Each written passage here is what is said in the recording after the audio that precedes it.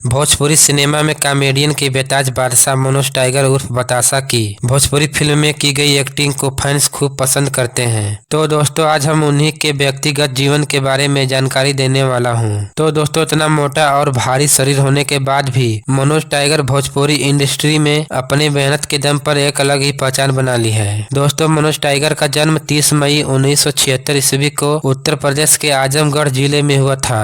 Manoj tiger के पिताजी का नाम उदय नारायण सिंह और माताजी का नाम राधिका सिंह है। दोस्तों मनोज टाइगर को बचपन से ही एक्टिंग का शौक था। वह एक नौटंकी मंडली में काम किया करते थे। मनोज टाइगर सन 1997 में अपने रोजी रोटी के तलाश में मुंबई शहर के तरफ चल दिए और मुंबई आकर उन्हें बहुत सारी मुश्किलों का सामना करना पड़ा। फिर उसके बाद उन्हें फिल्म में काम करने का मौका मिला। उन्होंने अपनी पहली फिल्म की शुरुआत 2008 में रिलीज हुई फिल्म निरहुआ रिक्शा वाला फिल्म से की थी। यह फिल्म मनोज टाइगर को भोजपुरी फिल्म सिनेमा की एक सुपरस्टार कॉमेडियन एक्टर के रूप में पहचान दिला दी। तो दोस्तों मनोज टाइगर का मुंबई में 45 लाख रुपए का एक फ्लैट है और वहीं पर वह अपने परिवार के साथ अपने जिंदगी का आनंद ले रहे हैं। तो दोस्तों मनोज टाइगर उर्फ बतासा के बारे में यह जानकारी बस इतना ही। अगर यह जानकारी आपको अच्छी लगी है तो मेरे इस चैनल को सब्सक्राइब करना बिल्कुल नहीं भूलिएगा दोस्तों। तो मिलते हैं फिर किसी एक नई वीडियो के साथ।